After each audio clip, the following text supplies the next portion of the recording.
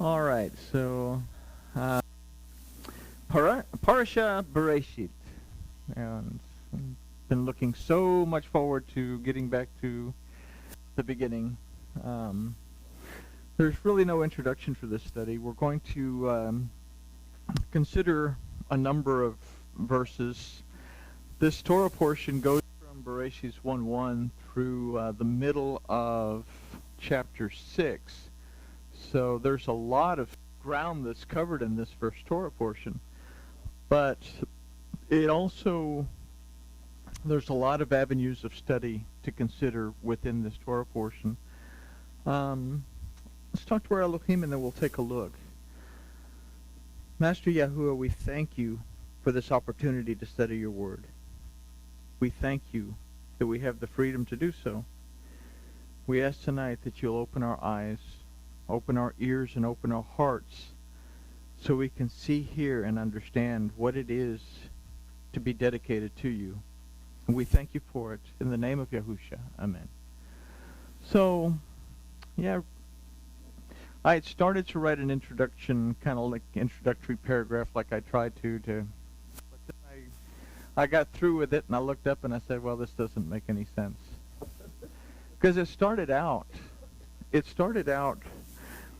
highlighting periods of no tribulation and periods of tribulation between this short period of time, and how in periods of no tribulation things actually got worse, and then in periods of tribulation things tended to get better.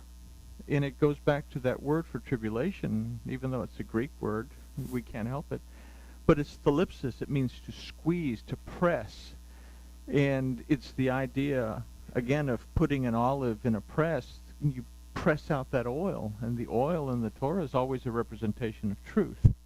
You press out you put the grapes in, you press the grapes, and you get the new wine that doesn't have the fermentation in it. That's the pure blessings that come from the Word. So it kind of changed pace as I got through people that were involved in the stories that we're going to consider. So we'll start with Bereshit 2. And this is verse 5. It says, no shrub of the field was yet in the earth, and no herb of the field had yet sprung up.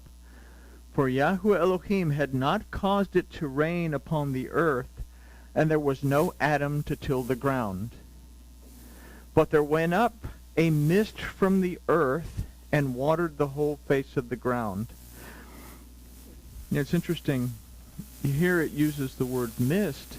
We're going to talk about the book of Jay in a minute, that in that book, it's a 3,000-year-old text, we'll talk about it more in a minute, there was a river that went up, and that with the roots of the Hebrew word for river is or, that means light. So it's an interesting thing that a light watered the ground in a sense. And if we consider light, the light that removes or takes away darkness,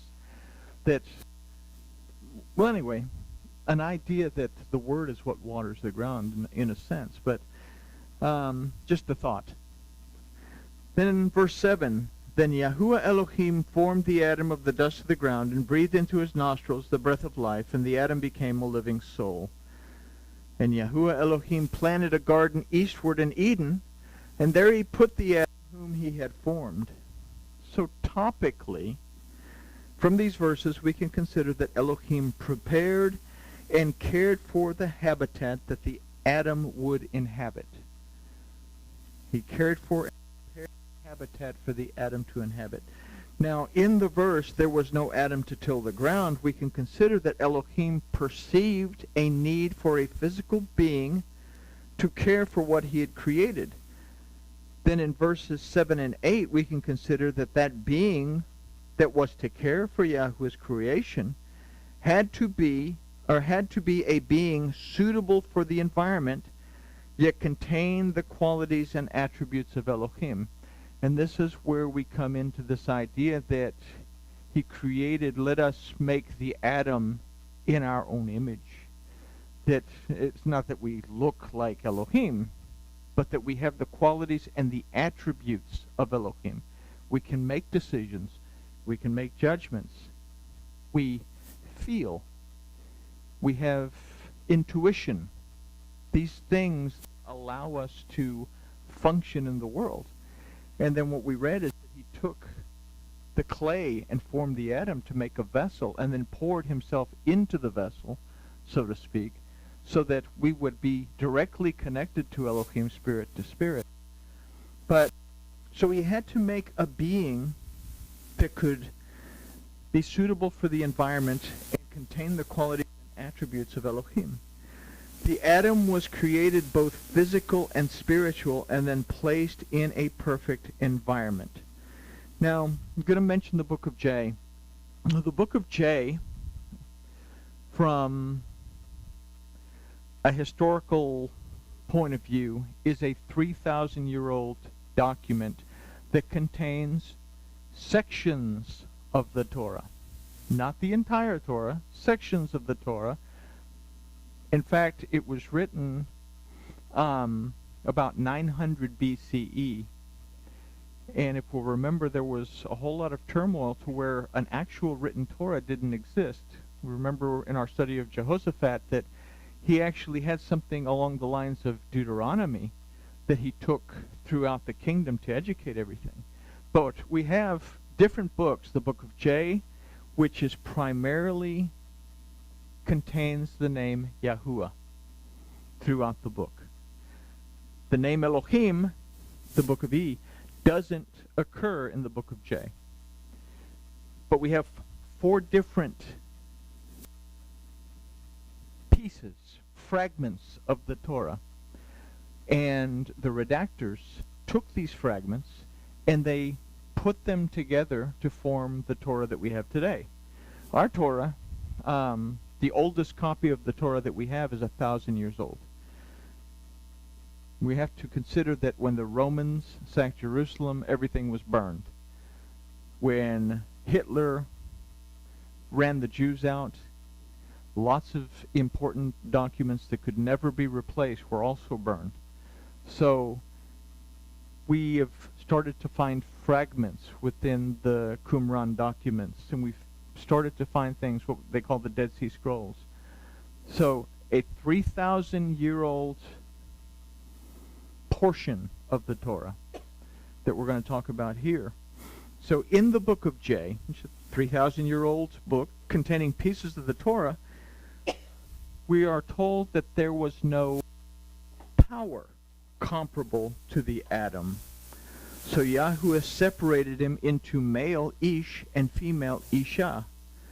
That the book of J uses the word power instead of helper or mate illustrates that the male and female both were to have authority in maintaining the Garden of Eden. And this is an important concept. Okay? It says, in King Jimmy, it says, let us make a helpmeet comparable to him, like the atom. Now, this is important. We have to understand that physical worship was to equal or be equal to the spiritual force that came from it. Okay?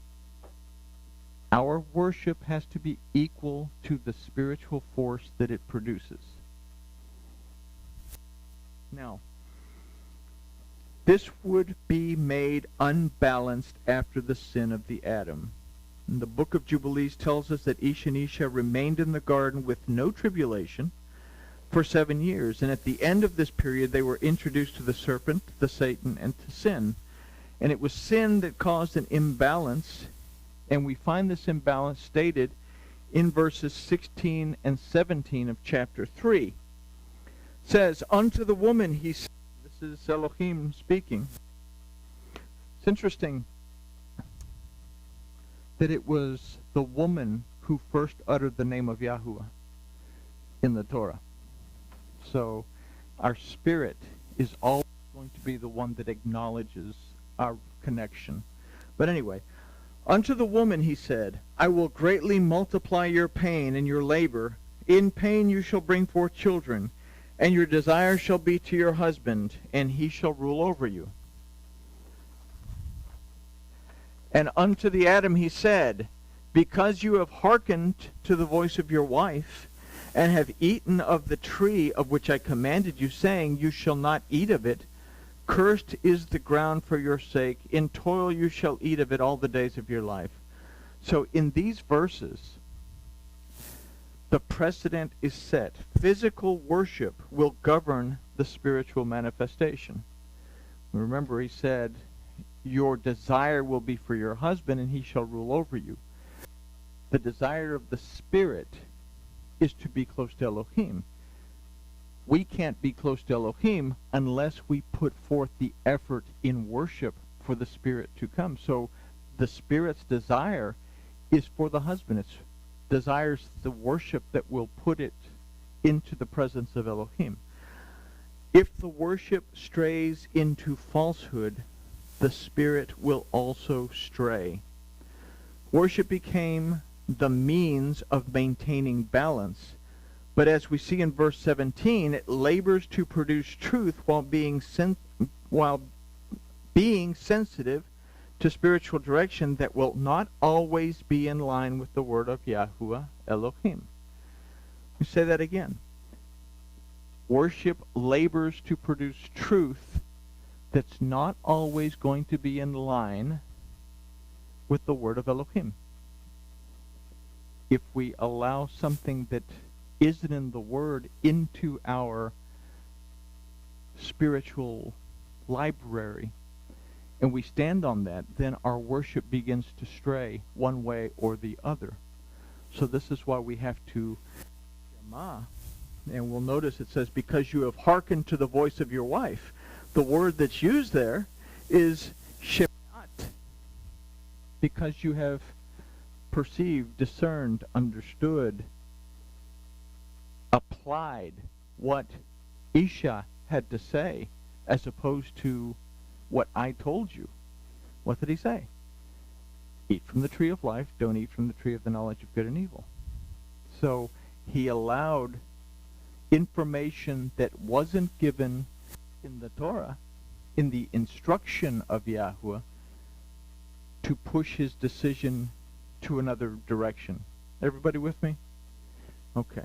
So worship became the means of maintaining balance, but it labors to produce truth while being sensitive to spiritual directions that are not always in line with the word of Yahuwah Elohim. Too little study and prayer will yield little. And this is what we've said. Studying too much of the wrong thing will lead to further separation from Elohim and more struggling to toil amongst the thorns and the thistles. And we discussed this. We use the writings of Paul as an example. Everybody wants to go straight to the epistles of Paul. Well, you can't go straight to the epistles of Paul if you don't have a foundation in the Torah. In fact, chapter 7 of Romans begins with Paul saying, to those of you that know the Torah. Then he goes on to explain. We cannot understand what he's talking about if we don't know the Torah and the prophets. So we go to Paul and we read it without having a background, and then what happens is we begin to make doctrines out of what Paul said that are greater than the things that Yahusha said, that were simply repetitions of what the Torah had to tell us. So, too much studying the wrong thing. And this goes as well as the other things that people get involved with today. Oh, I want to study Kabbalah, and I want to study the Zohar, the Bahir, Sefer Yetzirah, and then there's no foundation in Torah. Then you have these Kabbalah centers coming up, and they teach Kabbalah as a religion. You know, these books, Bahir, Sefer Yetzirah, Zohar, are only support. They're commentaries to help us understand very, very small amounts of what happens in the Torah. We can't make religions out of these. So, study too much of the wrong thing, it leads us to a further separation. Then verse 23 says, therefore Yahuwah Elohim sent him forth from the Garden of Eden to till the ground from where he was taken. So, it starts off with a question. Is simply being set outside the garden enough to cause teshuvah? So I'll make the following statement simply for the purpose of inspiring thought. Simply being placed outside the garden is not enough. We adopt to life outside of Yahuwah Elohim and cling to what we can do. And we flavor this with a pinch of Scripture. Without tribulation, true teshuvah cannot occur. And we have to consider this idea. We have a certain holiday coming up, and everybody's all excited. They get to dress up in costumes, and I'm not talking about Purim. I'm talking about the other one. And there was a little article, and I shared the article with just shared the article. And the things that came back to me from these people who call themselves Christians was, there's nothing wrong with Halloween. And another one said, there's nothing wrong with Halloween if you will do it in a certain mindset and not allow yourself to worship Satan and everything else. And what we're going to learn in Hosea as we move along, that Yahuwah says to Hosea, my people are destroyed for their lack of knowledge. Devarim says, don't get involved with anything these other cultures do. But the mindset is that it really doesn't matter. And then somebody made a comment, how many people celebrated Sukkot? One of the comments that I got back was, what is that? And this is a serious problem, a very serious problem, that we have strayed away, or society, or whatever you want to call it, has strayed away from the Torah of Elohim. We've put these other holidays in there, and we wonder why things are falling apart. And yeah, maybe that sounds preachy or anything, but it's something to consider, that what we're going to see is things begin to degrade in this Torah portion. So simply being placed outside the garden is not enough. I mean, most of the world is living outside the garden. We adapt to life outside of Yahuwah Elohim, cling to what we can do, and we flavor it with a pinch of Scripture. Without tribulation, true teshuvah cannot occur. So in the Torah we see that the Adam did not make teshuvah, and as a result, Cain, which represents material gain in improper worship, killed Abel.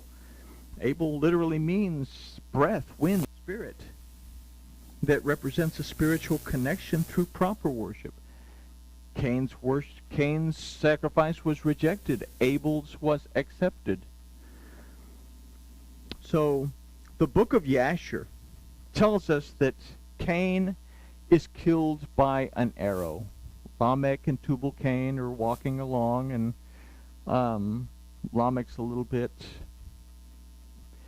well, he's not very, his sight is kind of going, and Tubal-Cain says, look, there's a deer. And Lamech shoots an arrow, and he kills Cain. This is why we read in there, Cain was, going to suffer this much. Well, I'm going to suffer 77 times as much. But so in the book of Yashar, Cain is killed by an arrow, a representation of only by being pierced by the Torah will we truly become our carnal side. If not, we have to consider that in the book of Jubilees, Cain is crushed as his house falls on top of him. Without teshuvah and seeking a relationship with Yahuwah Elohim, our house falls and we die and are covered in its rubble. I've always wondered, well, okay, the book of Yashar is mentioned in Joshua, and it's a very good book as far as filling in little holes. The book of Jubilees is also a very good book because it fills in little gaps. But they're two totally different stories that offer us two totally different perspectives. And I said, well, okay, which one was it? And then I said, okay, it's both, because they're telling us something that the Torah has to kill off the carnal side. And that without the Torah, if we allow our carnal side to persist, our house will fall. So two stories that we get within these two totally different but very diverse books. So we move on. Seth comes along after Abel, means compensation. He replaced Abel, and we read in the book of Yashar that Seth sought to teach his generation to walk with their Elohim. We'll consider from his offspring that simply teaching the word did not work. Jacob says that we must not simply hear the word, we must also act on it. And when I say Jacob, I mean James. Again, King Jimmy said he would authorize the King James Version as long as one of the 18 conditions was that his name had to appear in the Bible. So they changed Yaakov to James. But it says that you shouldn't just be hearers of the word, you have to be doers of the words, what Jacob says. Otherwise, we simply bring forth the following. And who did Seth bring forth? Enosh. And we say in verse 26, and this is in chapter 6 already. And to Seth, to him also there was born a son, and he called his name Enosh. Then began men to call upon the name of Yahweh. And we get all excited. Oh boy, Enosh is doing really great. People are starting to call on the name of Yahweh again. The word for began, however, in this verse is huchal, that comes from the root halal, that means to curse or to profane. So simply learning about Yahweh and simply learning about the Torah isn't really enough. So even with the best teaching and the best intentions, the human factor of frailty and weakness, two definitions of Enosh, will creep into the equation. It requires more than simply studying. And the Aramaic of 2 Timothy 2:15 tells us that we must exist or live to show ourselves approved, more than simply the idea of studying to show ourselves approved. So in doing this, along with our study and our desire to perceive, discern, and understand the difference between truth and falsehood, leads us to an example that we have in Enoch. Enoch means dedicated, both taught and lived in accordance to what he taught. He dedicated himself to Yahweh Elohim according to the book of Yashar. Enoch, because of his dedicated life, found himself in the presence of Yahweh Elohim. Now, I'm going to elaborate. It's probably going to open a can of worms, but I want you to think about it from this point of view. I'm not going to elaborate a whole lot on the idea that he was not because Yahuwah took him. This verse is a lot like the verse, to be absent from the body is to be present with the Lord. You hear that a lot when people say, oh, well, that's the verse that tells us that we're going to heaven. But to be absent from the body is to be present with Yahuwah have been erroneously interpreted. Both of these illustrate the closeness that can be achieved by walking and living a life of true dedication to Yahuwah Elohim. We don't have to die to be in the presence of Elohim. We don't have to die in order to be taken into the presence of Elohim. We can live within the presence of Elohim every day if we will dedicate ourselves to not just hearing the word, reading the word, but applying the word to our lives. So both of these illustrate the closeness that can be achieved by walking and living a life of true dedication to Yahweh Elohim. So perhaps this is a soapbox moment, but if we would spend less time thinking about some place called heaven and more time existing in the present moment, so to speak, to walk with Yahuwah our Elohim, we might also find ourselves in his presence. The offspring of Enoch were Methuselah, meaning a man of the branch or a man of the arrow, both of which represent the Torah. Lamech means powerful, the result of being reconnected with the instruction of Yahweh. And finally, Noah, that means rest. We're all big fans of Noah. He built the big boat. But this is where the problem begins to recur. Consider the following verses from chapter 6 to get an idea of the times that were there when Noah lived. And we go on to verse 6. It says, "And Yahuwah saw that the wickedness of man was great in the earth, and that every imagination of the thoughts of his heart was only evil continually." And that's a very interesting thing, because what we hear a lot is when people get this and they realize they're not walking exactly according to the Torah, but they don't want to walk according to the Torah because they have to leave all this stuff behind. They say, God heart. What does it say? And that every imagination of the thoughts of his heart was only evil continually. And it repented Yahuwah that he had made man on the earth, and it grieved him at his heart. Why did it grieve him at his heart? See, if we take the last letter of the Torah and the first letter and put them together, it spells leb, means heart. Grieved him within his word. And Yahuwah said, "I will blot out man whom I've created from the face of the earth, both man and beast, and creeping thing, and fowl of the air, for it repents me that I have made them." So having considered these verses, let's consider what Yahuwah thinks about Noah in verses 8 and 9. "But Noah found favor in the eyes of Yahuwah. These are the generations of Noah. Noah was in his generations." Now, we've just read about his generations.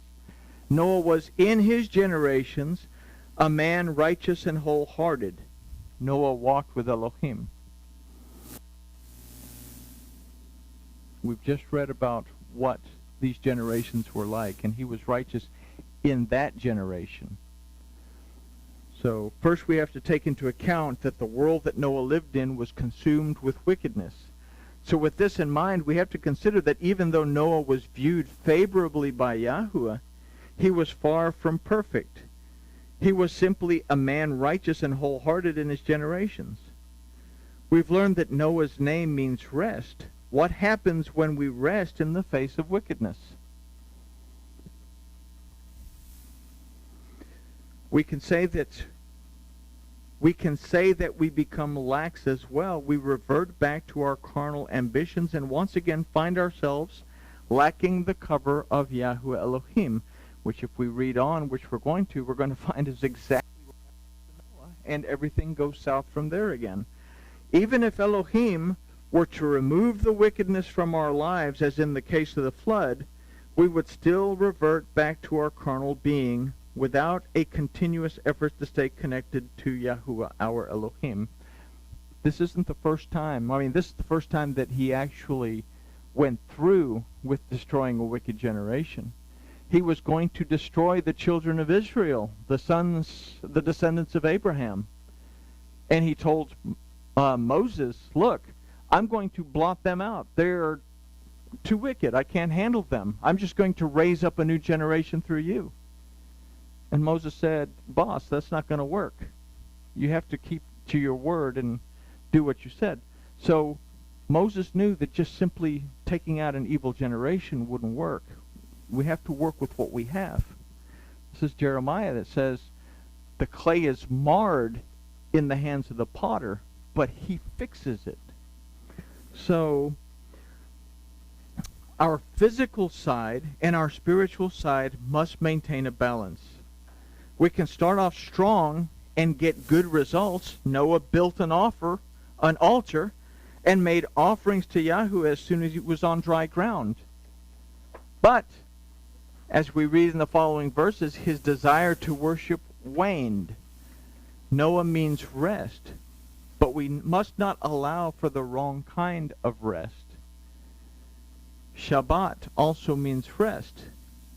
But it is here that we seek to get closer to Yahuwah Elohim as opposed to farther away, because we rest in ourselves. We're resting in Elohim during Shabbat. We're taking the time to open the Torah. We're taking the time to read and eat from that bread, as opposed to what Noah is about to do, that in verse 20, after the flood, and Noah, the husbandman, began and planted a vineyard, and he drank of the wine and was drunken, and he